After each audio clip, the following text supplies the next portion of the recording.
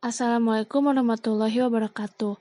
Kami dari kelompok 1 Biopsikologi Universitas Islam Bandung dengan anggota Ahmad Fadli Akbar, Anggita Oktavianur, Diandra Hasna Putri, Devo Rivianza, Gaida Salsabila, dan Indah Nurfadila akan menjelaskan materi mengenai pengenalan struktur dan fungsi otak. Pertama-tama kita harus tahu dulu nih, apa itu sistem saraf? Sistem saraf merupakan sistem organ yang berfungsi untuk mengatur dan mengkoordinasi kegiatan tubuh. Nah, sistem saraf itu nantinya akan merespon dan mendeteksi perubahan yang terjadi di dalam juga di luar tubuh. Di dalam sistem saraf itu terdiri dari banyak sel saraf atau yang biasa disebut sebagai neuron. Nah, neuron sendiri terbagi lagi nih menjadi 3 bagian. Yang pertama itu adalah badan sel atau soma, yang kedua akson, dan yang ketiga itu dendrit. Oke, kita bahas yang pertama dulu ya, yaitu badan sel atau soma. Ukuran dan bentuk dari soma itu beragam, jadi nggak sama spesifik antara soma satu dengan yang lainnya. Di dalam soma juga terdapat inti sel atau nukleus, juga organel sel yang hidup. Letak soma ada di mana sih?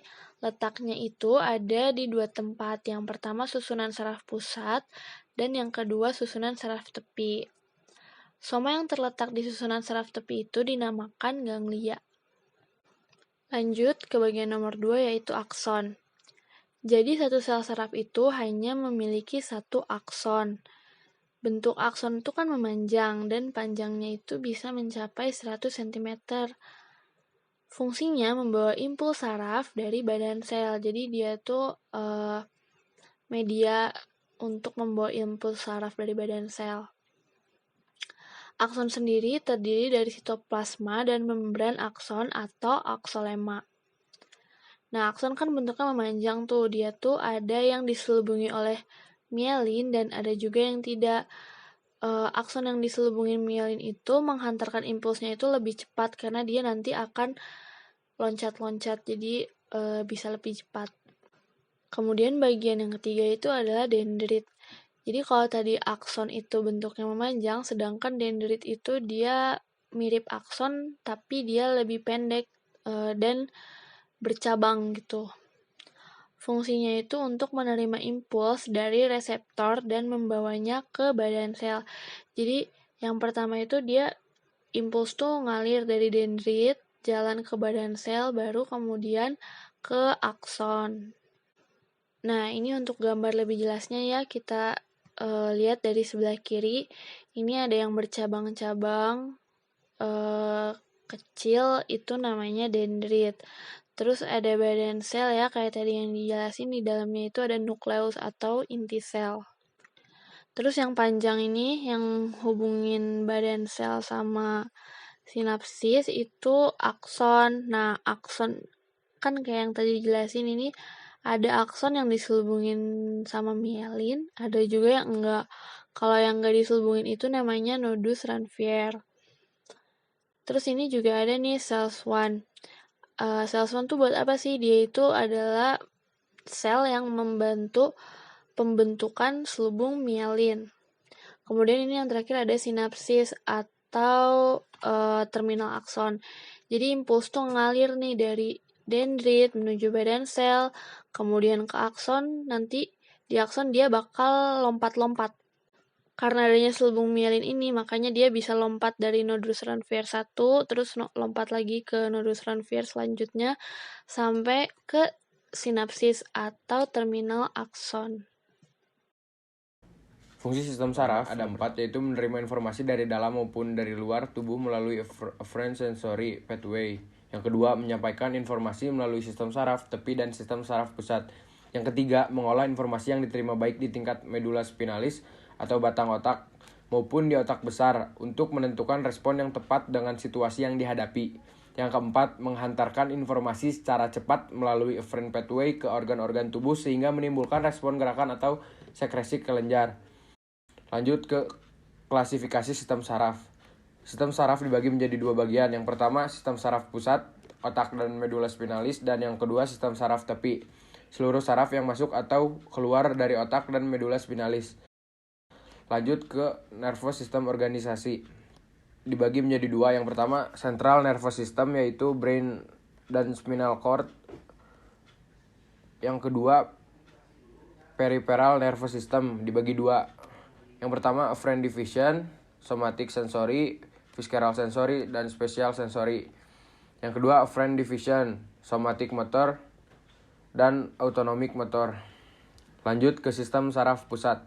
Sistem saraf pusat terdiri dari dua, yaitu yang pertama otak dan yang kedua itu medula spinalis.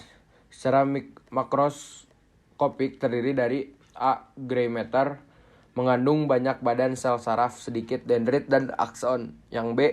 White matter, sebagian besar tersusun atas akson, bermielin dan sangat sedikit badan sel. Lanjut ke otak. Otak dibagi menjadi 5, yaitu yang pertama cerebrum, yang kedua cerebellum, yang ketiga midbrain, yang keempat pons, yang kelima medulla oblongata. Lanjut bagian-bagian otak dari gambarnya. Lanjut lagi ke bagian otak. Lanjut ke cerebrum, merupakan bagian terbesar otak. Fungsi cerebrum mengendalikan mental, tingkah laku, pikiran, kesadaran, kemauan, kecerdasan, kemampuan berbicara, dan bahasa.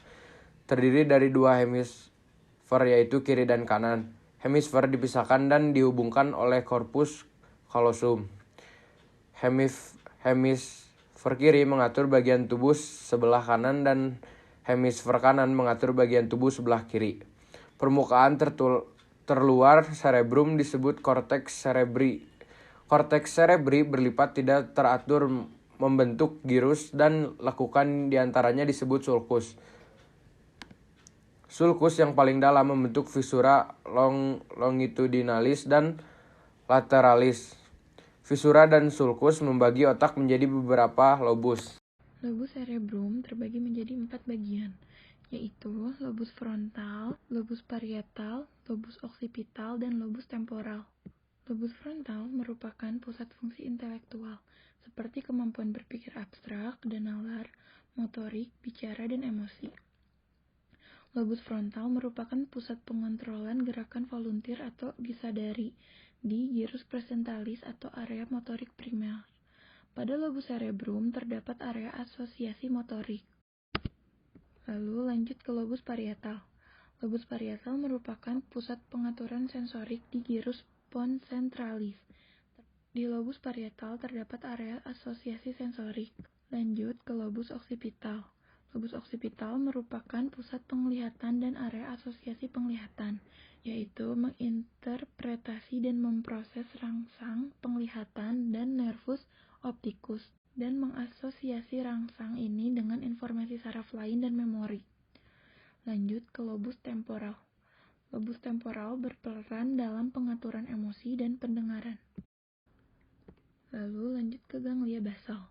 Ganglia basal merupakan kumpulan badan-badan sel saraf di substansia alba cerebrum. Ganglia basal berperan dalam mengontrol gerak dengan cara mengatur tonus otot dan memperhalus gerakan motorik bertujuan. Penyakit Parkinson adalah gangguan pada ganglia basal yang disebabkan karena defisiensi neurotransmitter dopamin, sehingga terjadi peningkatan tonus atau kekakuan, tremor istirahat, serta perlambatan inisiasi dan gerakan. Ya, untuk slide selanjutnya ada talamus. Talamus ini berfungsi sebagai stasiun relay dan pusat integrasi impuls saraf sensorik sebelum sampai ke korteks cerebri. Lalu fungsi selanjutnya adalah untuk menyaring sinyal-sinyal tak bermakna. Lalu bagian selanjutnya ada hipotalamus. Hipotalamus merupakan area terpenting dalam pengaturan lingkungan internal tubuh. Fungsinya mengontrol suhu tubuh, rasa haus, dan pengeluaran urin, lalu mengatur lapar dan kenyang. Lalu fungsi selanjutnya adalah merupakan pusat koordinasi sistem saraf otonom utama dan berperan dalam pola perilaku dan emosi. Lalu bagian selanjutnya ada cerebellum. Cerebellum membandingkan antara informasi yang diterima dari cerebrum tentang gerakan yang akan dilakukan dan informasi dari sistem saraf perifer tentang posisi tubuh. Lalu fungsi selanjutnya yaitu memberi sinyal umpan balik ke cerebrum untuk mengoreksi gerakan. Lalu fungsi selanjutnya adalah mempertahankan keseimbangan. Lalu ada batang otak. Batang otak ada 3 bagian, yaitu midbrain, pons, dan medulla oblongata. Pertama, midbrain. Midbrain ini terletak pada gambar yang berwarna hijau. Lalu fungsinya adalah pusat refleks, gerakan kepala, dan bola mata ketika berespon terhadap rangsangan visual. Lalu fungsi selanjutnya adalah pusat refleks, gerakan kepala, dan tubuh ketika berespon terhadap rangsangan suara. Lalu ada pons. Pons di sini pada gambar terletak pada gambar yang berwarna biru. Fungsinya adalah sebagai pusat pernapasan, yaitu mengontrol kontraksi otot inspirasi, lalu mengontrol relaksasi otot pernapasan sehingga terjadi ekspirasi. Bagian selanjutnya adalah ada medulla oblongata. Medulla oblongata pada bagian gambar yang berwarna hijau. Fungsinya adalah sebagai pusat pernapasan, pusat kardiovaskular. Ya, selanjutnya ada medulla spinal. Terdapat 31 pasang saraf spinal yang masuk atau keluar medulla spinal.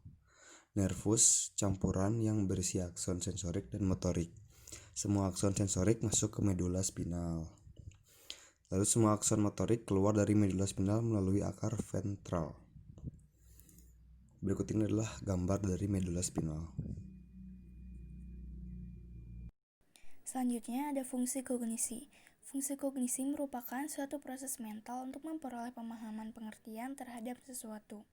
Fungsi kognisi ini memiliki rangkaian proses kognisi di antaranya sensasi, persepsi, asosiasi, pikiran, perhatian, pertimbangan, dan memori.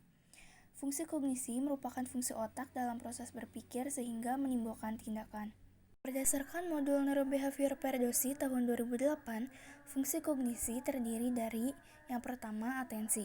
Atensi adalah kemampuan untuk beraksi atau memperhatikan satu stimulus dengan mampu mengabaikan stimulus lain yang tidak dibutuhkan.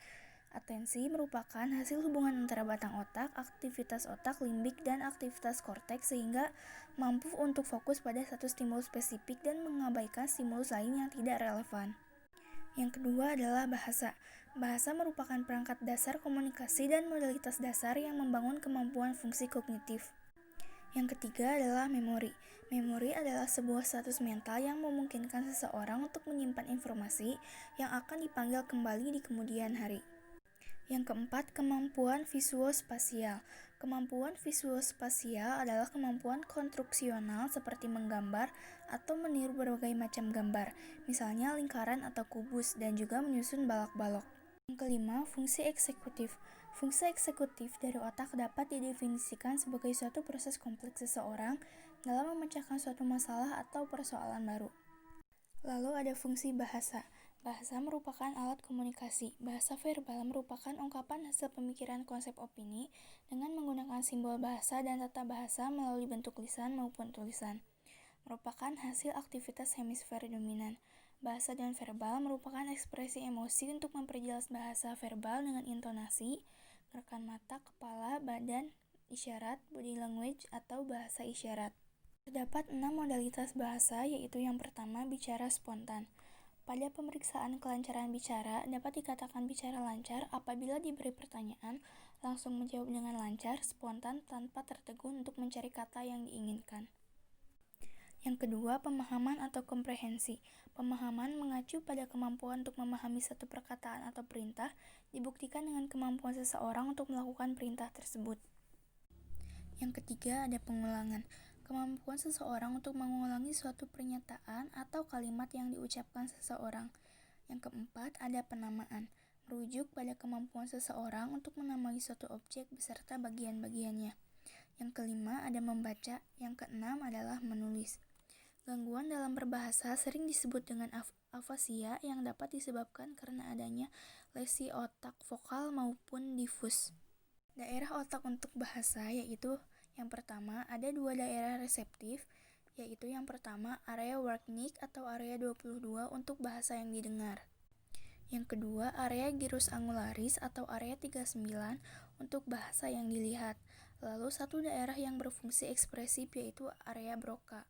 Rangkaian proses belajar seperti yang bisa dilihat pada gambar dari reseptor menjadi proses berpikir kemudian menghasilkan tindakan atau ekspresi. Untuk lebih jelasnya bisa dilihat pada gambar. Jalur untuk komunikasi auditori bisa dilihat pada gambar. Bagian-bagian lainnya yang berhubungan bisa dilihat pada gambar. Selanjutnya ada aspek afektif bahasa, meliputi intonasi dan ekspresi emosi. Pusat afektif bahasa adalah pada hemisfer non-dominan. Bila terjadi gangguan hemisfer dominan, maka akan terjadi afasia. Selanjutnya ada afasia sensorik, yaitu ketidakmampuan untuk mengerti bahasa, seperti tidak mengerti bahasa ucapan maupun tulisan, tidak dapat memberi nama benda, tidak bisa membaca dan menulis, neologisme atau kata-kata baru tapi tidak dapat dimengerti, parafrasia, atau kata-katanya hanya sebagian yang benar. Selanjutnya ada afasia motorik atau afasia Broca, yaitu ketidakmampuan untuk mengeluarkan bahasa, seperti berbicara tidak lancar, kesulitan mengeluarkan kata-kata, tidak dapat mengulang kata-kata yang didengar, atau tidak dapat memberi nama benda walaupun mengenal benda itu. Selanjutnya yaitu ada fungsi memori atau ingatan. Memori adalah kemampuan seseorang untuk menyimpan informasi atau pengalaman dan menggunakannya setiap saat. Mekanisme memori ada 3, yaitu resepsi, retensi atau storage, dan recall. Resepsi adalah tahap pemasukan informasi. Retensi atau storage adalah tahap penyimpanan informasi, dan recall adalah tahap pengeluaran atau pengingatan kembali. Selanjutnya yaitu ada jenis memori, yaitu immediate memory, terletak di korteks prefrontal, waktunya milidetik. Ada recall memory, letaknya di hipokampus, lobus temporal, waktunya beberapa detik sampai beberapa menit.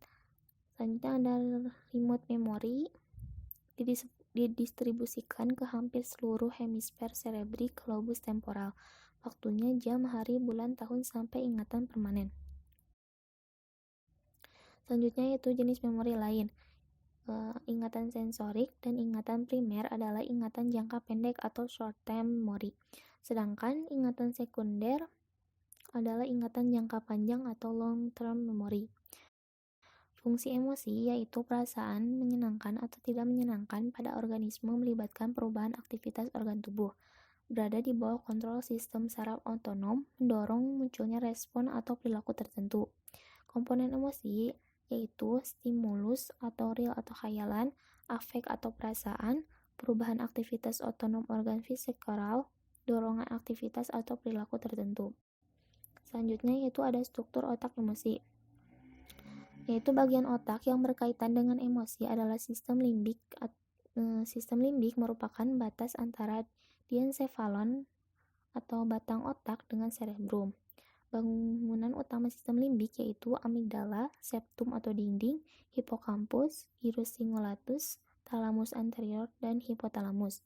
Menurut Pepys, pada tahun 1958 yang dikenal sebagai sirkuit Pepys, bagian otak yang mengurus emosi adalah hipokampus, amigdala, corpus mammillaire, nuklei anterior thalamus, dan gyrus singulatus.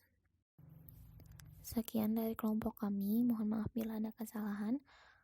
Wassalamualaikum warahmatullahi wabarakatuh.